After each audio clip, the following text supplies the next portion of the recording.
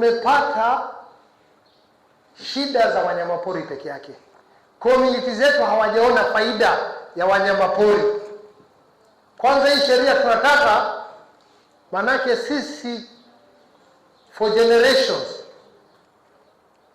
wanyamapori tumekuwa tunaishi na wao, lakini community zetu hawajapata faida. Kwanza tunataka hii sheria iwape hizi jamii faida ya wao kuchunga wanyamapori na kuzuia madhara zao. Benefit zote lazima zije kwa communities. Lazima hizi conservancies mnaona hapa ziwe empowered katika hii sheria, waweze kusaidiwa kuchunga wanyamapori na wachunge madhara yao na community, wakuwe empowered. Sasa hatuwezi kusema tu yoyote kwa juu. Lazima tuchambue ni nini tunataka kisheria, na nitaongea kwa Kizungu, baadaye nitajaribu time ikiruhusu niseme. This is a very good policy. Kwa hivyo nitataka ku highlight some of the few things that we've seen. Number 1, amendment to section 3 in the interpretation. The bill lacks definition that recognizes community conservancies that are rooted in pastoralist livelihoods and community governance structures. Recommendation, so hiyo ni katika interpretation, we need a definition that community conservancy is an area of community land. In northeastern Kenya, we have community land. Sinivo, hatuna ardhi hapa private kubwa ambayo inaweza shika wanyamapori. Hiyo land yote ni land ya kijamii. Kwa hivyo tunaomba sheria iweze kujua hiyo katika interpretation, iseme ya kwamba it's an area of land, community land managed by a registered community based ardhi ya kijamii, legal entity for wildlife conservation and sustainable use of community with pastoralism. Saizi community zetu zinaishi na wanyamapori, lakini katika hii sheria haijajua, haija recognize. Kwa hivyo tungependa hiyo. Alafu community conservancy ranger iwe pia defined as a community member trained and engaged by a registered conservancy to undertake wildlife protection, monitoring and human wildlife conflict mitigation. Number 2, amendment to section 9G. The bill presents overlapping roles between KWS, the new bill, KWS and the Wildlife Conservation and Management Authority. It's very good. Saa hii mambo yote ya serikali ya wanyamapori ni KWS. Na wamefanya kazi, lakini kutakuwa na daraja kubwa zaidi ya kufanya oversight. Lakini bado kuna pale wana overlap. Tungependa recommendation yetu ni nini? To assign exclusive responsibility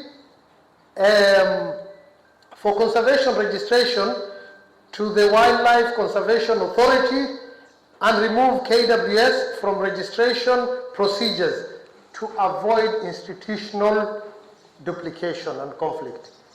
Tunataka KWS wao wanafanya ile kazi wanafanya, lakini mambo ya registration ya community conservancies na nini ifanywe na Wildlife Regulatory Authority. Tunataka anything that will lead to administrative conflict in conservation registration ibaki na the regulatory authority. Nataka amendments to section 7.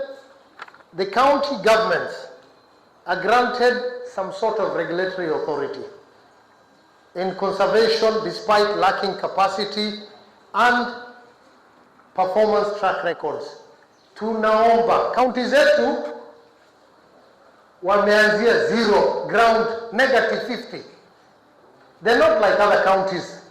Hapa wanadeal na shida mingi sana. Mambo ya wildlife haiko katika priority.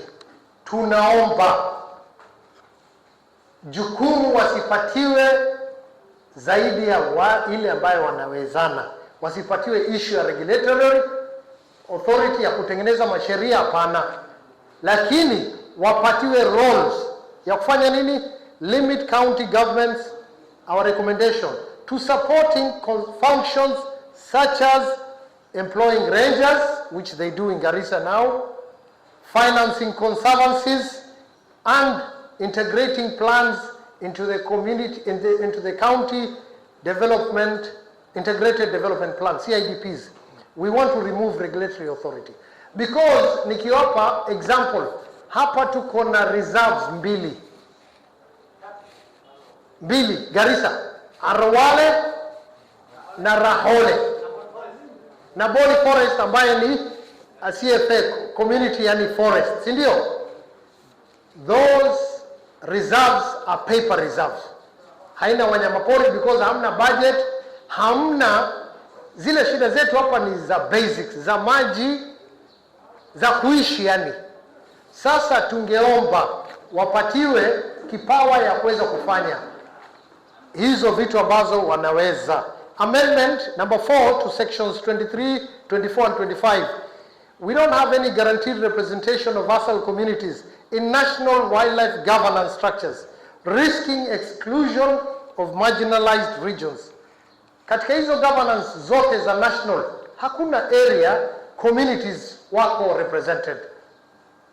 Hata issue ile mkiangalia ministerial wildlife compensation committee, imewekwa pale a representative from the minister, from the PS, from the DG's office, and 2 people from KWS. DG and Director General ya KWS, na the 2 people are still 3 KWS officers.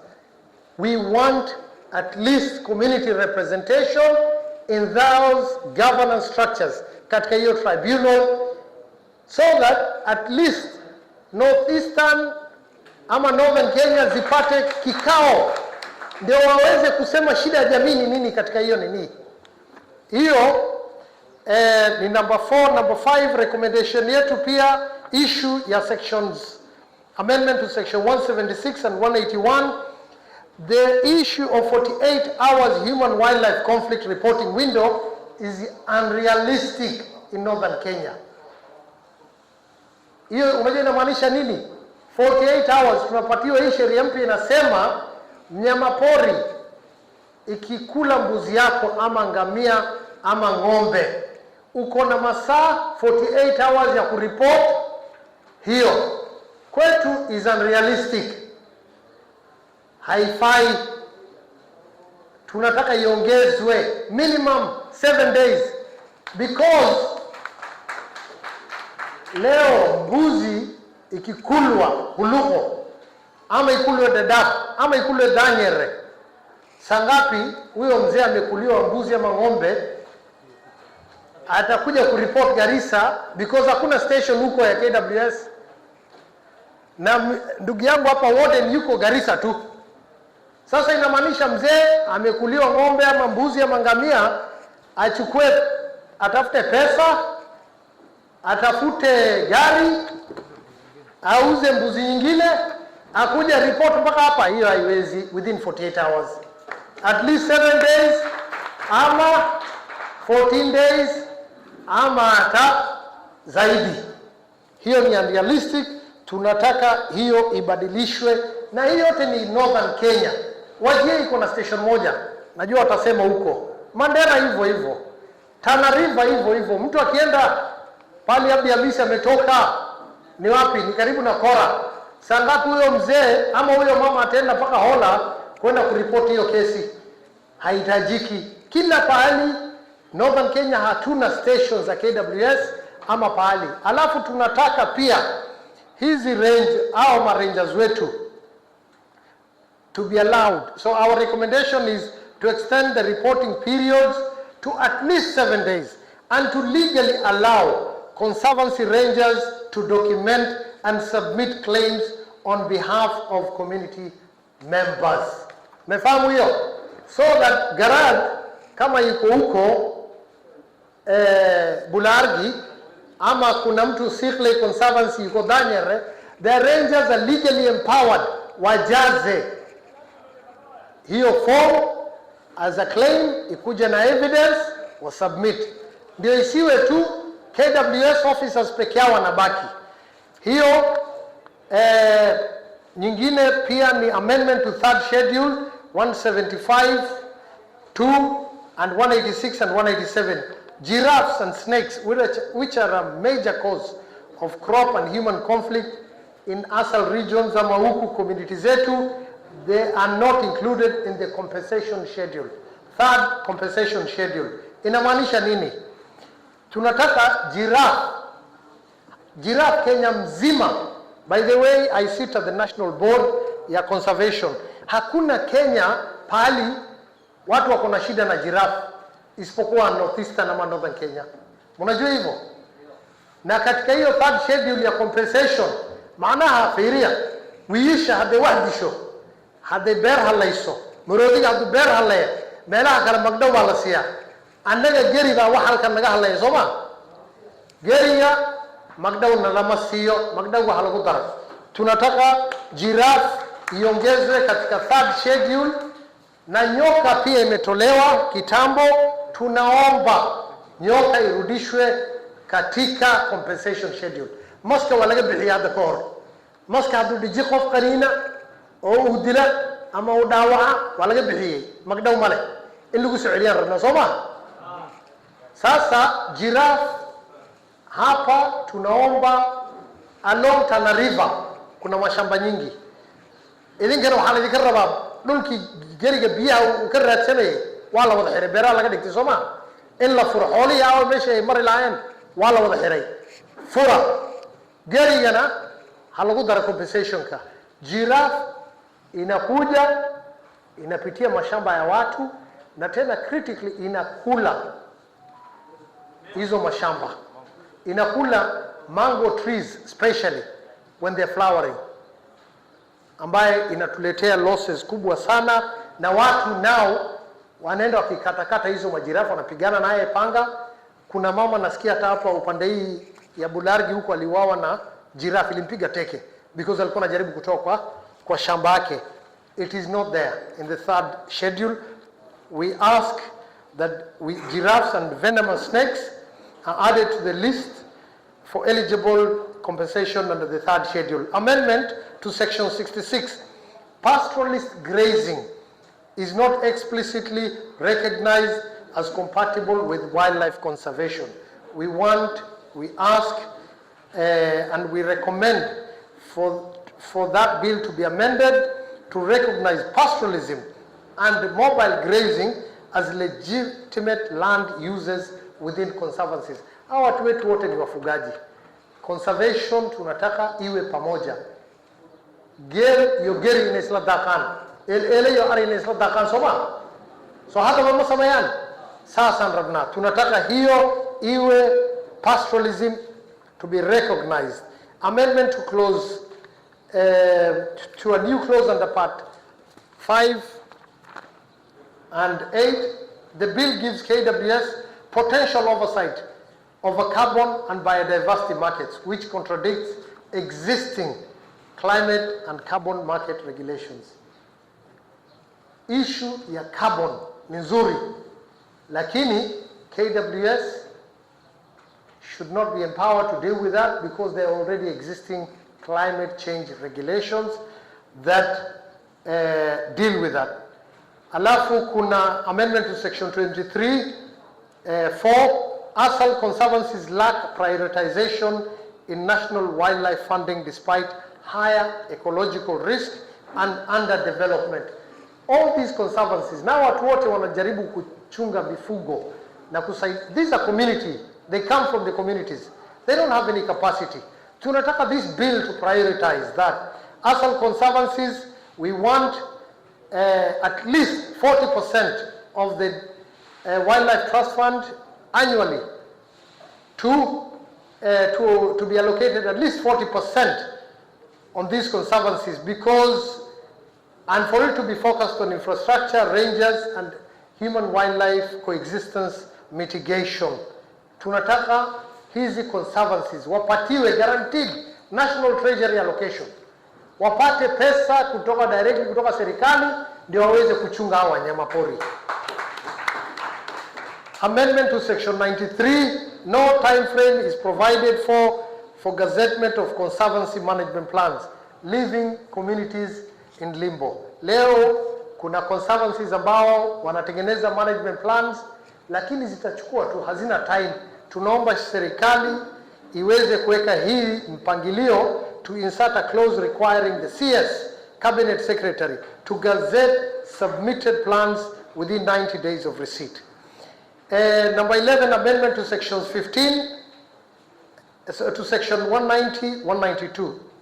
6-month verification of human-wildlife conflict claims is excessive and disadvantages communities and claimants. Our recommendation is to amend the bill to shorten the claim processing period to 4 months and authorize county-level settlements of claims under 1 million. Zile vitu ndogo ndogo imaliziwe hapo, sio lazima iende huko juu. Hiyo ndio tunaomba na imaliziwe haraka iwezekanavyo. Number 12, amendment to the 3rd schedule. The issue of total temporary disability, Shar'i Usubwe, TTD, compensation is currently denied to victims under 18 years, which is discriminatory. Ilma yar hadu dawa ama waraabo u geysta ama libaax ama maroodi ama wax ku dhufto, yani kuma jirayaan wixii 18 jira. Tunataka hiyo sheria. Our recommendation is remove the age restrictions and allow the TTD compensation for minors on equal basis as adults. Number 13, amendment to section 197. There are only 2 more, 15 in total. The National Wildlife Tribunal has no requirement for regional or community diversity.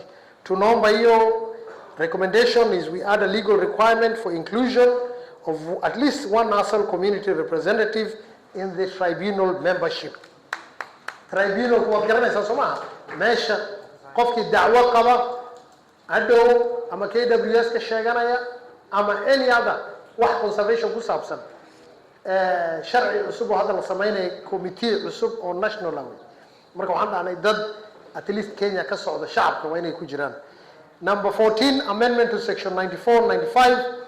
The bill weakly acknowledges the role of Conservancy Wildlife Association kama NECA, kama GECA, kama nyingine association zote zingine ambazo ziko. Tunaomba sheria because hawa watu wanafanya kazi nzuri, at least the sheria to give CWS formal recognition as wildlife co-management partners with consultative rights in national policy processes. Number 15, the bill lacks a requirement for spatial equity in wildlife research, planning and funding. Our recommendation is to mandate equitable distribution of research programs, infrastructure and funding across all ecological zones, including ASAL counties. I respectfully submit these memorandum to yourselves on behalf of the communities and the counties of Garissa and Tana River, Wajir na Mandera yote. Thank you very much. Thank you. Umefahamu? Yote iko hapo. Thank you. Waka, anaga marka wixii ida garanaynin. Anaga idin soo qornay. Thank you. Musa vizuri is a requirement if you are doing the business. Biashara aina yote, wildlife economy. You have to disclose a business and the grant of rights, so people are also supposed to know and the benefit coming from it. And the procedure, vile tulisema, mujibu wa ulimwengu na kisheria, katika management ya wildlife and utilization, the national government have rights and responsibility. The county government have rights and responsibilities. The community have rights and responsibilities. hatuna nafasi, lakini tuko na kitu wanaita dirisha kwa sijui niseme namna gani. If we have an illegality taking place, communities have a right to submit that illegality for monitoring purpose. And they also play a key role in enforcement and compliance. So whatever they see such, you are close to power, you report to the warden, and the warden will do the necessary action. But anyone doing any business under the law, that is why they are saying, and we are happy, we will submit in proposal to part of the carbon regulation. That is why they are saying when you make laws, you make reference to other laws. Because carbon market is taking place in wildlife areas governed by wildlife laws, already we have that regulation. We shall make reference to that regulation. That is what they are talking about. When they are making law, because we are not stopping that market taking place in wildlife-rich areas. We are not going to duplicate. That is what happens. So these are the issues that are going to be discussed. Otherwise, the other issue, yes, we want an open discussion. It's true, we want all national reserves to go under the counties. But the issue is not only the national reserves and such, it's conservation for wildlife, for sovereignty of the state. Currently, there are only few parks that make some little money. And these parks, they are the ones that support all these reserves you see, even rangers being there. So management of wildlife is a complex issue. That's why if you feel there is a provision that counties can agree with KWS for management for a period of time for the sake of wildlife, for the benefit of communities. These are now your proposals to discuss and agree for the betterment of the way you want it. This is what they are talking about. Otherwise, this is just my contribution, and that's a very good point, and that will go in law when you are establishing a business. Monitoring, compliance, people to understand, and even, you said it's a tax. It's a requirement under international. People are fighting share of benefits arising from indigenous knowledge. We cannot remove, even by prospecting, billions of shillings. That is what is supposed to be in law, and how communities will benefit from it. So that anyone establishing such a facility undertaking, you are obligated to share a benefit. But that is now what needs to be agreed. Licenses, permits are not really referred as a benefit. It's an obligation. So this is what needs to come out very clearly so that the country can move. Otherwise, tutakuwa tunaongea tu benefit. What are the benefits? What are the benefits? We want them to be listed clearly, the way Mkubwa alisema, to be clearly the manner of benefits and how do you want to share them. This is the opportunity you have.